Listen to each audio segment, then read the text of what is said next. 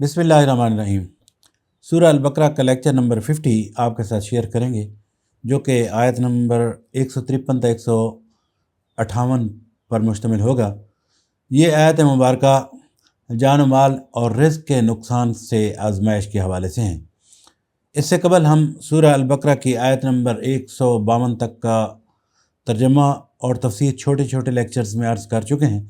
अगर आप चैनल पर नए आए हैं तो मैं रिकमेंड करूंगा कि तारुफ़ कुरान के तमाम लेक्चर्स और इस वक्त तक जितने भी लेक्चर्स हो चुके हैं वो समाअत फरमा लें, ताकि कुरान मजीद समझने में आसानी रहे।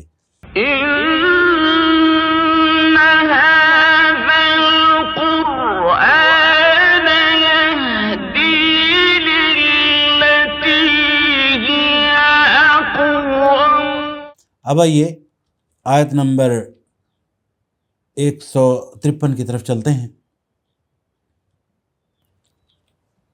बिस्मिल्लाहिर्रहमानिर्रहीम। या अय्युहल्लज़ीना आमनु इस्तईनु बिस्सब्रि वस्सलाह इन्नल्लाहा मअस्साबिरीन। तर्जमा: ऐ लोगो जो ईमान लाए हो, सब्र और नमाज से मदद लो, अल्लाह सब्र करने वालों के साथ है। आयत के अल्फाज या अय्युहल्लज़ीना आमनु इस्तईनु बिस्सब्रि वस्सलाह, ऐ लोगो जो ईमान लाए हो, सब्र और नमाज से मदद तलब करो। यहाँ पर आप एक बात समझ लीजिए कि अब उम्मत मुस्लिमा को मनसब इमामत पर मामूर कर दिया गया है।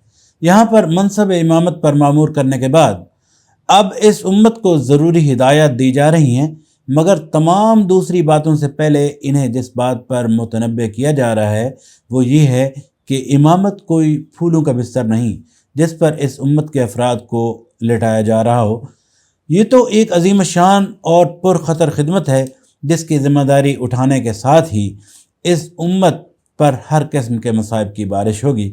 सख्त आजमाइशें आएंगी, तरह तरह के नुकसानात इस राह में उठाने पड़ेंगे, लेकिन इस उम्मत ने करना क्या है? इस उम्मत ने सब्र सबात और अज़्म व इस्तक़लाल के साथ साथ उन तमाम मुश्किलात का मुकाबला करते हुए अल्लाह की राह में बढ़ते चले जाना है। जब तुम ये करोगे तो फिर तुम पर इनायात की बारिश होगी। लेकिन एक बात याद रहे कि इन मुश्किलात और मसाइब पर काबू पाने के लिए जो इस उम्मत को हथियार दिया गया है वो इस आयत के अल्फाज में है, या अय्युहल्लज़ीना आमनु इस्तईनु बिस्सब्रि वस्सलाह में है, जिसका मतलब है मदद तलब करो सब्र और नमाज के ज़रिए। यानी इस भारी खिदमत का बोझ उठाने के लिए जिस ताकत की ज़रूरत है वो तुम्हें दो चीज़ों से हासिल होगी। एक ये कि सब्र की सिफत अपने अंदर परवरिश करो, दूसरे ये कि नमाज के अमल से अपने आप को मजबूत करो। आगे चलकर मुख्तलिफ मकामात पर इस अमर की तशरीहात हमें मिलेंगी कि सब्र बहुत से अहम तरीन अखलाकी औसाफ के लिए एक जामे इनवान है, और हकीकत में ये वो कलीद कामयाबी या कामयाबी की कुंजी है जिसके बग़ैर कोई शख्स किसी मकसद में भी कामयाब नहीं हो सकता। इसी तरह आगे चलकर नमाज के मुताल्लिक़ भी तफसील से मालूम होगा कि वो किस तरह अफराद मोमिनीन और जमात मोमिनीन को इस कार अज़ीम के लिए तैयार करती है। नेक्स्ट आयत नंबर 154 है, वला तक़ूलू लिमन युक़्तलु फ़ी सबीलिल्लाहि अमवात बल अहयाउन वलाकिन ला तशऊरून। तर्जमा: और जो लोग अल्लाह की राह में मारे जाएं इन्हें मुर्दा ना कहो, ऐसे लोग हकीकत में ज़िंदा हैं मगर तुम्हें उनकी ज़िंदगी का शऊर नहीं होता। जान लीजिए उम्मत मुस्लिमा को मनसब इमामत पर मामूर कर दिया गया है, और मुश्किलात के हवाले से भी उम्मत मुस्लिमा को बता दिया गया है कि मनसब इमामत के फ़राइज़ में मुश्किलात और मसाइब इसका हिस्सा हैं, और इन पर काबू पाने के लिए सब्र और नमाज वो हथियार हैं जिनसे तुम्हें हौसला और कामयाबी मिल सकती है। लेकिन मसाइब की आखिरी हद क्या हुआ करती है? आखिरी हद मौत यानी ज़िंदगी का इख्तिताम है। लिहाजा मनसब इमामत की ज़िम्मेदारियों में अगर अल्लाह की राह में लड़ने और फिर इस राह में जान देने की बात आ जाए तो ये भी एक बहुत बड़ी कामयाबी है। यकीनन मौत का लफ्ज़ और इसका तसव्वुर इंसान के जहन पर एक हिम्मत शिकन असर डालता है, इसलिए इस बात से मना किया गया है कि शुहदा फ़ी सबिलिल्लाह को मुर्दा कहा जाए। کیونکہ اس سے جماعت کے لوگوں میں جذبہ جہاد و قتال اور روح جان فروشی کے جذبے کے سرد پڑنے کا اندیشہ پیدا ہوتا ہے۔ لہذا اس کی بجائے ہدایت کی گئی ہے کہ اہل ایمان اپنے ذہن میں ایک تصور جمائے رکھیں کہ جو شخص اللہ کی راہ میں جان دیتا ہے وہ حقیقت میں حیات ابدی پاتا ہے۔ یہ تصور مطابق واقعہ بھی ہے اور اس سے روح شجاعت بھی تازہ ہوتی ہے اور تازہ ہی رہتی ہے۔ نیکسٹ آیت نمبر 155 کی طرف چلیں گے۔ وَلَنَبْلُوَنَّكُمْ بِشَيْءٍ مِّنَ الْخَوْفِ وَالْجُوعِ وَنَقْصٍ مِّنَ الْأَمْوَالِ وَالْأَنفُسِ وَالثَّمَرَاتِ وَبَشِّرِ الصَّابِرِينَ۔ ترجمہ: اور ہم ضرور تمہیں خوف و خطر، فاقہ کشی، جان و مال کے نقصان اور آمدنیوں کے گھاٹے میں مبتلا کر کے تمہاری آزمائش کریں گے۔ ان حالات میں جو لوگ صبر کریں انہیں خوشخبری دے دو۔ نیکسٹ آیت نمبر 156 ہے۔ الذین اذا اصابتہم مصیبۃ قالوا انا للہ وانا الیہ راجعون۔ ترجمہ: یعنی صبر کرنے والے یہ وہ لوگ ہیں، یہ ترجمے میں شامل نہیں ہے، یہ سمجھانے کے لیے میں عرض کر رہا ہوں۔ یعنی صبر کرنے والے یہ وہ لوگ ہیں جب کوئی مصیبت پڑے تو کہیں کہ ہم اللہ ہی کے ہیں اور اللہ کی طرف ہمیں پلٹ کر جانا ہے۔ آیت کے الفاظ قالوا انا للہ وانا الیہ راجعون، تو کہیں کہ ہم اللہ ہی کے ہیں اور اللہ ہی کی طرف ہمیں پلٹ کر جانا ہے۔ آیت مبارکہ کے یہ وہ کلمات ہیں جو اللہ تعالیٰ نے امت مسلمہ کو مصیبت پڑنے کے حوالے سے سکھائے ہیں۔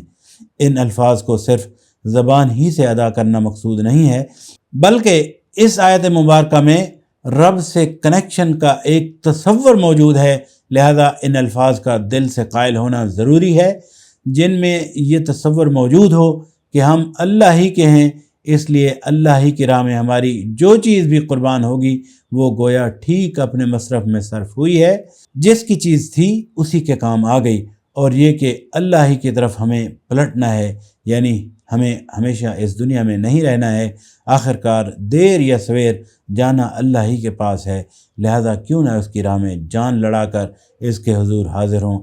یہ اس سے لاکھ درجہ بہتر ہے کہ ہم اپنے نفس کی پرورش میں لگے رہیں اور اسی حالت میں اپنی موت ہی کے وقت پر کسی بیماری یا حادثے کا شکار ہو جائیں۔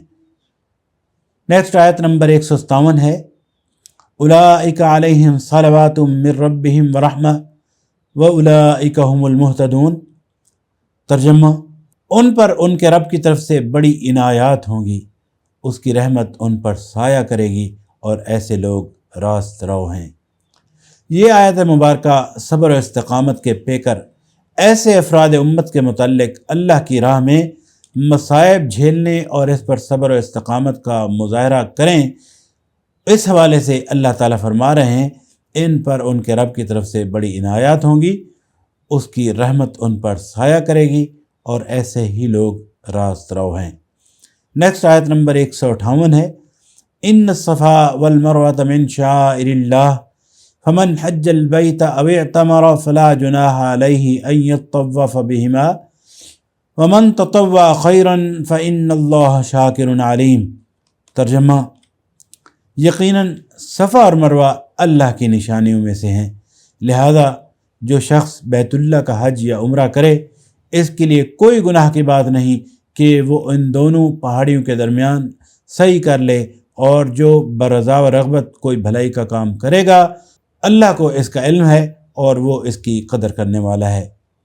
آیت کے الفاظ ان الصفا والمروۃ من شعائر اللہ، یقیناً صفا اور مروہ اللہ کی نشانیوں میں سے ہیں۔ آیت کے اگلے الفاظ ہیں فمن حج البیت او اعتمر فلا جناح علیہ ان یطوف بہما، لہذا جو شخص بیت اللہ کا حج یا عمرہ کرے اس کے لیے کوئی گناہ کی بات نہیں کہ وہ ان دونوں پہاڑیوں کے درمیان سعی کر لے۔ یہ تو آپ جانتے ہیں کہ صفا اور مروہ مسجد حرام کے قریب دو پہاڑیاں ہیں جن کے درمیان دوڑنا من جملہ ان مناسک کے تھا جو اللہ تعالیٰ نے حج کے لیے حضرت ابراہیم علیہ السلام کو سکھائے تھے۔ بعد میں جب مکے اور اس کے آس پاس کے تمام علاقوں میں مشرکانہ جاہلیت پھیل گئی تو صفا پر اساف اور مروہ پر نائلہ کے استحان یعنی مقدس جگہیں بنا لیے گئے اور اس کے گرد طواف ہونے لگا۔ پھر جب آپ صلی اللہ علیہ وسلم کے ذریعے سے اسلام کی روشنی اہل عرب تک پہنچی تو مسلمانوں کے دلوں میں یہ سوال کھٹکنے لگا کہ صفا اور مروہ کی سعی حج کے اصلی مناسک میں سے ہے یا محض زمانہ شرک کی ایجاد ہے، اور یہ کہ اس سعی سے کہیں ہم ایک مشرکانہ فعل کے مرتکب تو نہیں ہو جائیں گے۔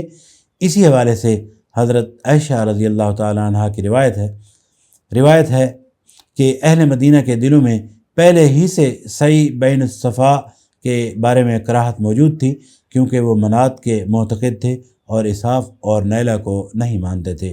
یہ بتوں کے نام ہیں، اسحاف اور نیلا بتوں کے نام ہیں۔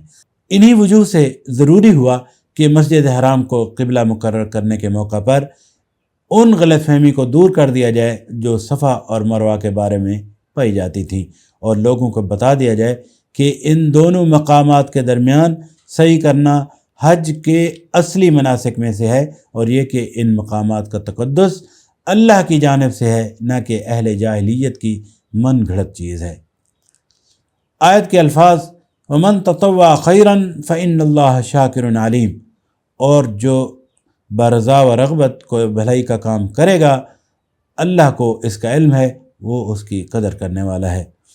آیت کے اس حصے میں اس بات کی گارنٹی دی گئی ہے کہ جو عمل اور بھلائی کا کام نیک نیتی اور نیک ارادے سے کیا جائے گا، اللہ اس کی قدر کرنے والا ہے۔ الحمدللہ، لیکچر نمبر 50 مکمل ہوا، جس میں ہم نے آیت نمبر 153 تا 158 تک کا ترجمہ اور تفسیر کے حوالے سے اپنی گفتگو مکمل کی ہے۔